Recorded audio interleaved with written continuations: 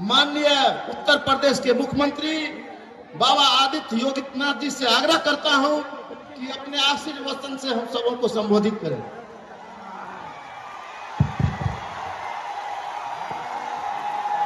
सियावर रामचंद्र भगवान की, सियावर रामचंद्र भगवान की, माता जानकी की, माता जानकी की, भारत माता की, भारत माता की, वंदे वंदे वंदे। मैं सबसे पहले बिहार की इस पावन धरा को,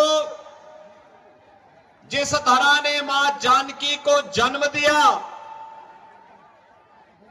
इस पावन धरा को जो भक्ति और शक्ति की धरती है, इस पावन धरा को कोटि कोटि नमन करते हुए आप सभी पूज्य संतों का, आप सभी बहनों और भाइयों का हृदय से मैं स्वागत करता हूं, अभिनंदन करता हूं।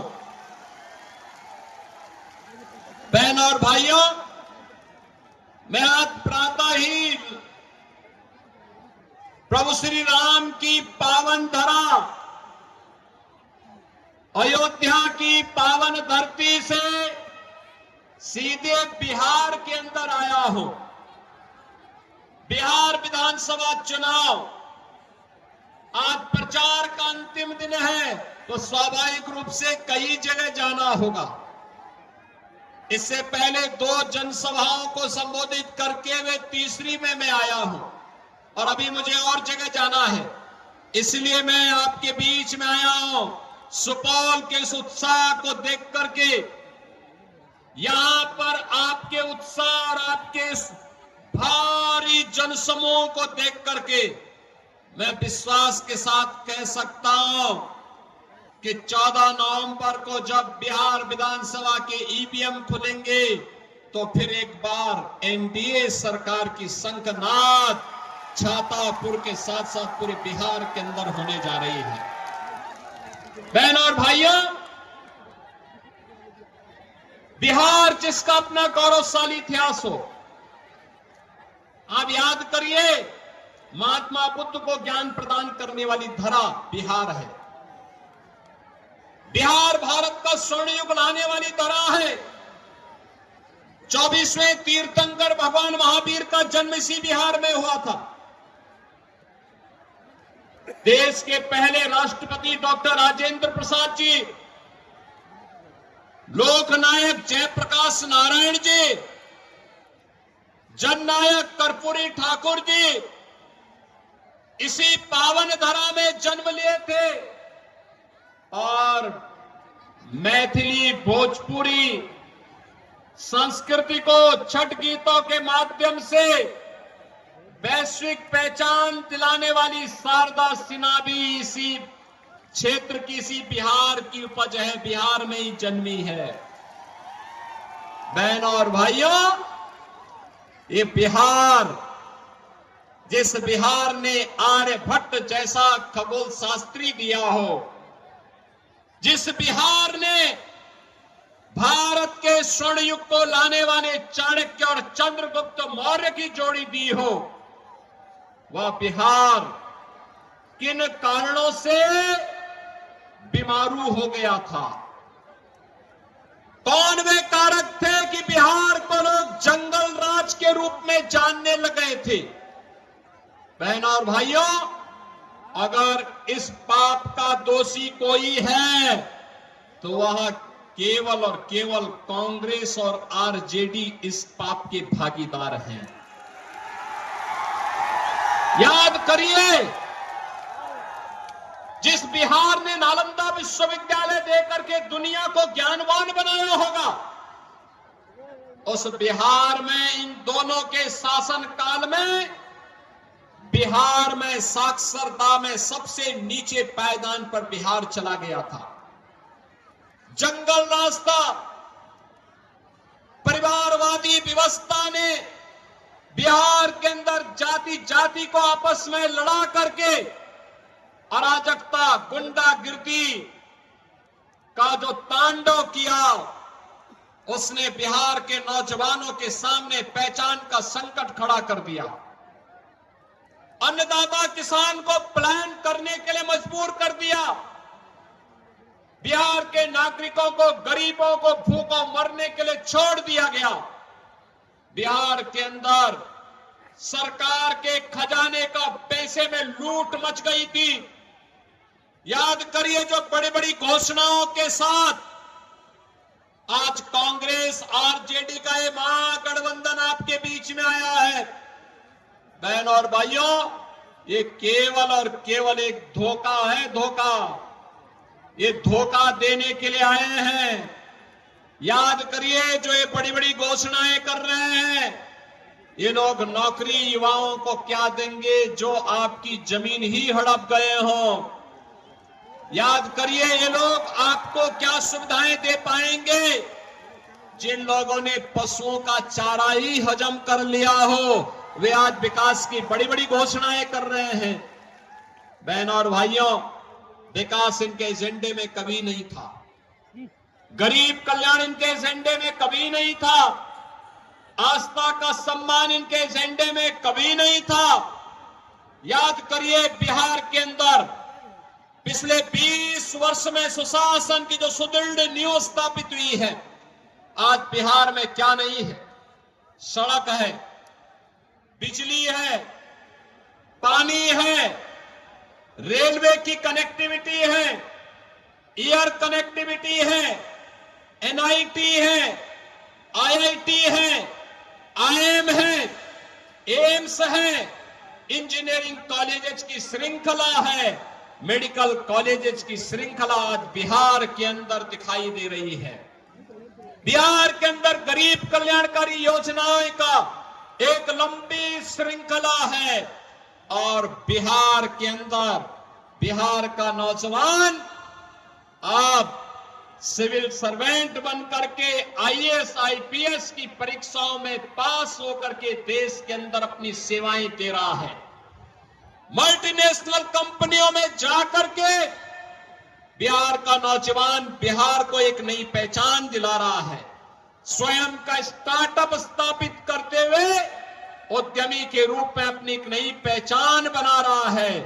बिहार के नौजवान को अवसर मिलना चाहिए था, अवसर मिला तो सुशासन की सरकार ने बिहार के नौजवान को प्लेटफॉर्म दिया। उसने अपनी प्रतिभा को पूरी दुनिया के अंदर छाप छोड़ने में कोई कोताही नहीं बरती।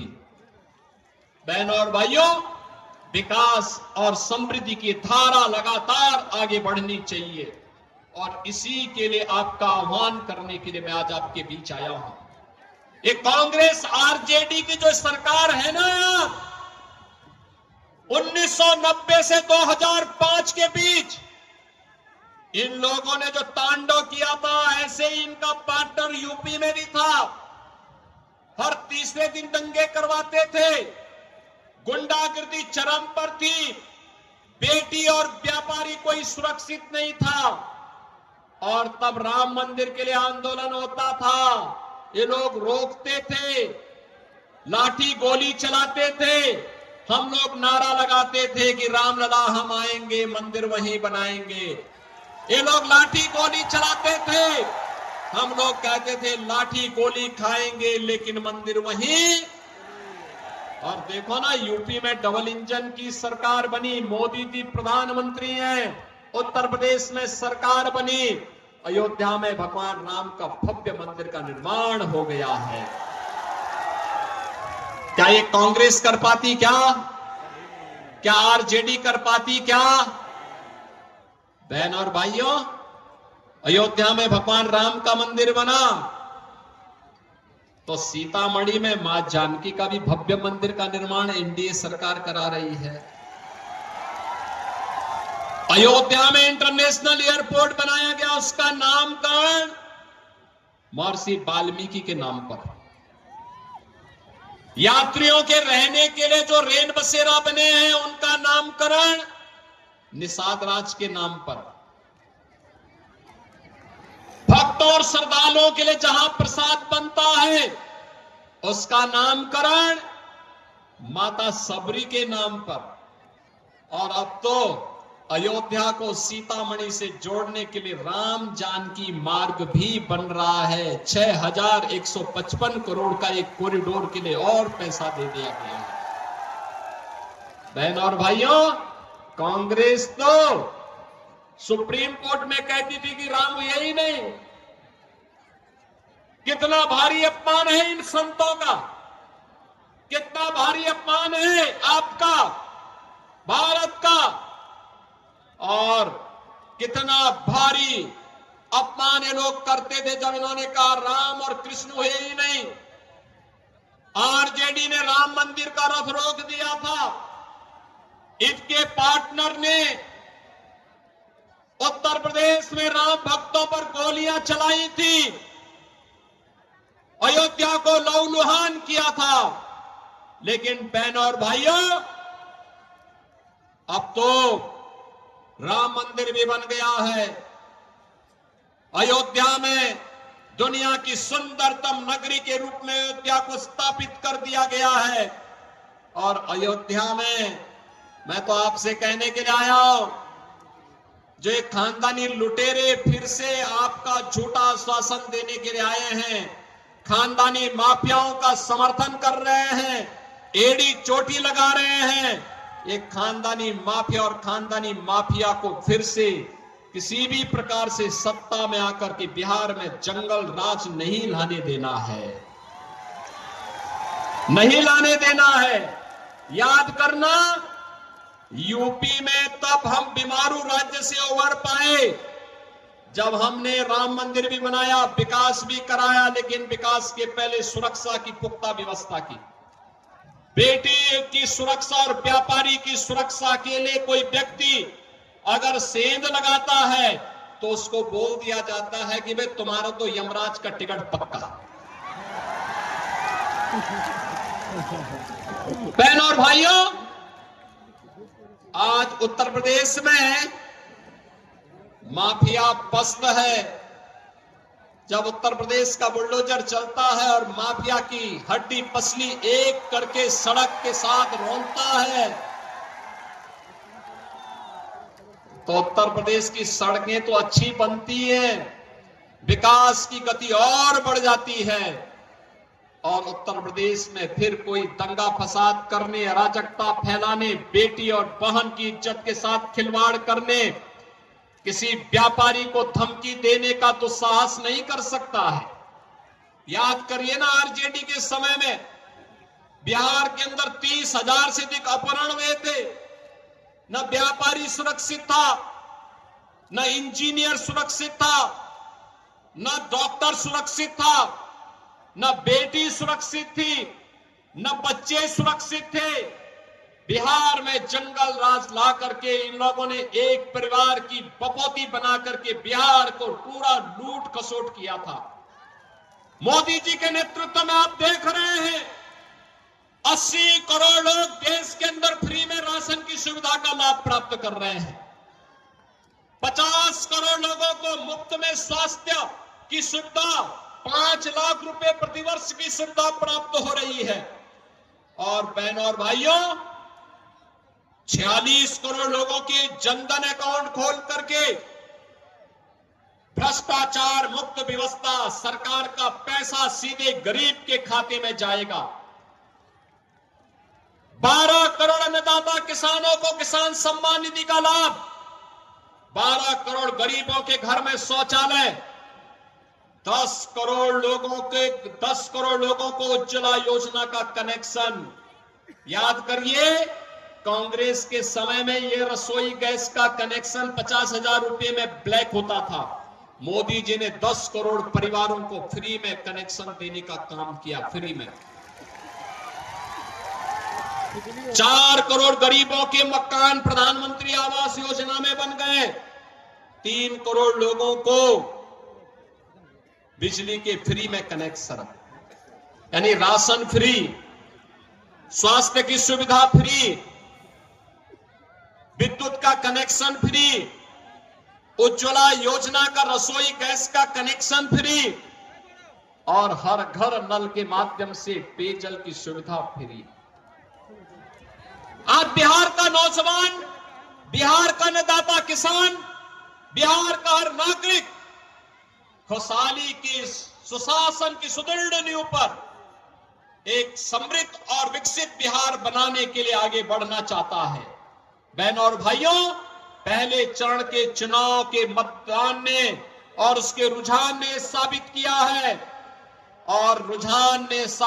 है कि बिहार को समृद्ध बनाना है तो अपने मतदान का प्रयोग करके बिहार को विकास और समृद्धि की नई ऊंचाइयों तक पहुंचाना है। ये इतिहास गवाह है, बिहार समृद्ध और विकसित हुआ है, भारत समृद्ध और विकसित हुआ है। बिहार का स्वर्ण युग आया है तो भारत का वह स्वर्ण युग बना है और फिर से उस स्वर्ण युग को लाने के लिए, आप सबका आह्वान करने के लिए आज मैं आपके बीच में आया हूं। छातापुर विधानसभा क्षेत्र में आपके सुपौल के सुपुत्र, भारतीय जनता पार्टी और एनडीए के प्रत्याशी के रूप में श्री नीरज कुमार सिंह बबलू को फिर से एनडीए ने आपके पास भेजा है। नीरज जी को भारी बहुमत से विजयी बना के भेजेंगे ना? सभी लोग पीछे पंडाल के बाहर, सड़क के किनारे, इधर उधर, छत के ऊपर, इधर पीछे, सभी का आशीर्वाद मिलेगा ना? दोनों हाथ ला करके थोड़ा बोलो, दोनों हाथ ला करके, जहां तक मेरी आवाज जा रही है। सभी लोग इधर भी, क्या भारी जन सैलाब है, जैसे लगता है पूरा सुपौल जनपद ही उमड़ कर गया है। बहन और भाइयों, लेकिन सुपौल में सुपौल का सुपूत भारतीय जनता पार्टी के नेता और एनडीए के प्रत्याशी श्री नीरज कुमार सिंह बबलू तब भारी बहुमत से विजयी होंगे जब आप घर घर जाकर के मोदी जी और नीतीश बाबू का संदेशा घर घर पहुंचाएंगे कि कमल छाप पे नीरज कुमार सिंह बबलू को भारी बहुमत से विजयी बनाना है। अगले 24 घंटे मेहनत करेंगे, इसके लिए जाएंगे, घर घर जाएंगे ना, संदेशा को घर घर पहुंचाएंगे। तो फिर मेरे साथ बोलेंगे, भारत माता की, भारत माता की, भारत माता की जय श्री राम, जय जय श्री राम।